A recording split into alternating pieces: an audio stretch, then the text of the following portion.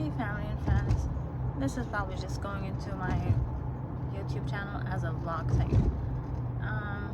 So I know I've been for a while thinking that I might be autistic. I can't remember. I feel like crying now, and I'll tell you why in a minute. I think I heard online someone's experience about being like living life and then being diagnosed later in life, and it resonated with me so much. It is very sad sometimes when I think of how I grew up and all the negative thoughts that I had about myself, and I was trying so hard to fix.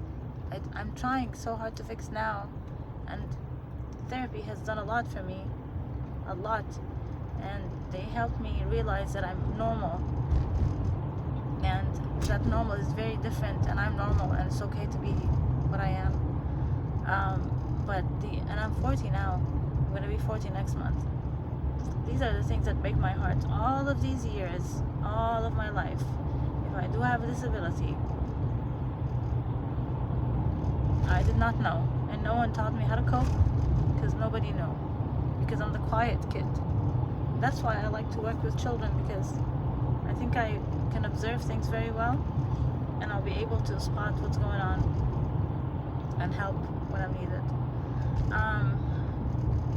But what got me sad today is that the lady was saying autistic girls can easily go undiagnosed most of the time because they have high masking skills, and they can easily like go in and out of social situations without like fully engaging, but they don't appear to be outside the social interactions in school.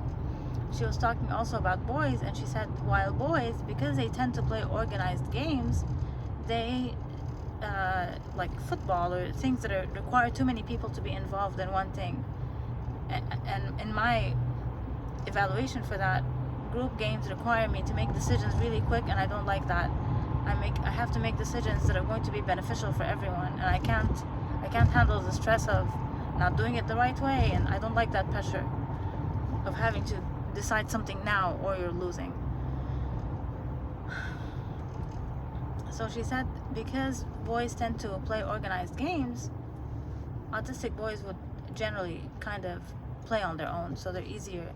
It's easier to spot that they're lacking in social skills, while girls tend to be fluid with that. And it hit me when I remembered something I talked to my therapist about when I was discussing this feeling of feeling like I'm not good enough. I grew up with this feeling that I'm not good enough my entire life. That's my experience. I know that I would hear things like, she's good at this, but I don't feel like I'm a good enough human because my interactions with others didn't feel, I don't know, it didn't look like other people's experiences. So I know that there was either something I'm doing wrong, or something about me that's just dislikable, or something I always thought it was maybe color, because we do have colorism, and maybe that's another obsession I have, reason for my sociology obsession. But I told the therapist that I had a hard time playing with other kids, and I don't like making friends. When I was little, it was easier for me to play on my own and play and build things. I used to like to make things or draw things, and I would just want to do that. I don't want to play with other kids. Sometimes I would feel like I want to join, and when I do, I feel like I get rejected, and I don't understand why I'm getting rejected. Like right now, I'm explaining this and I'm saying I apparently don't like I don't like games with a large group of people because it has too many rules and requires instant decision making. This is language I did not have, and a level of comprehension I did not have as a child. All I knew is that when I'm playing with people a game, nobody wanted to be my partner, or people would get mad when I'm their partner, or I would make a lot of mistakes because they would require me to make decisions now, and I end up not being the fun one. But I also knew that when I'm drawing, my drawing skills were much better than my peers, much better than most of my peers. I could say I was probably one of the best drawers in the classrooms I was in school. I know, and I like puzzles and stuff like that. These are things I used to enjoy when I was little, and I was better than most of my peers in that. But as a child, no other child is going to look at you and say, oh, let's be friends, you know how to draw. That's not a thing. Maybe when I was a little older, people, I don't want to say take advantage of that, but they would want to be friends with me specifically because they know I know how to do something, and they want that benefit. I'm done ranting. It just got me feeling a bit sad because I didn't know, and now I know, and I wish someone knew, so I wouldn't have spent 35 years thinking I'm not good enough.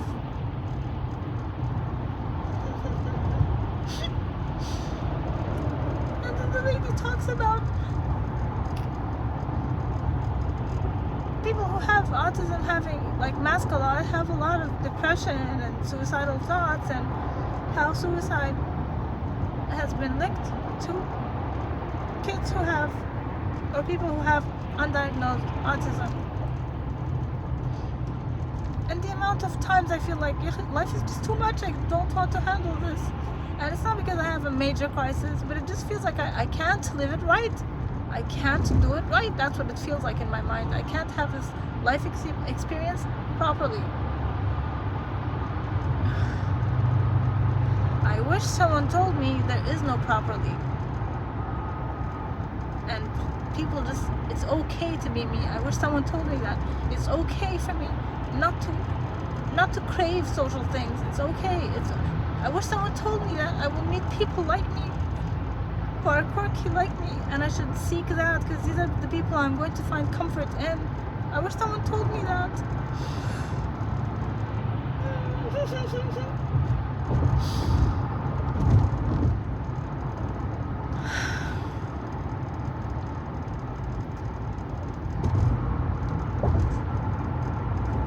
I know Chris doesn't have any diagnosis like that.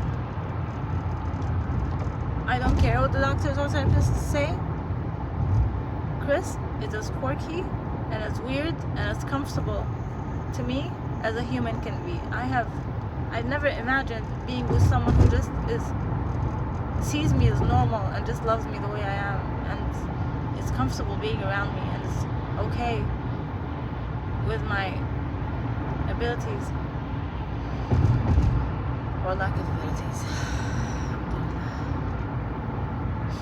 I guess this is the positive thing. There are many of us out there. We can do amazing things.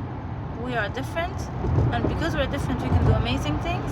We gotta focus on that, and we have our own community, and other people can do amazing things. We just tend to enjoy the things that we do, maybe, and I think I want to work with autistic kids.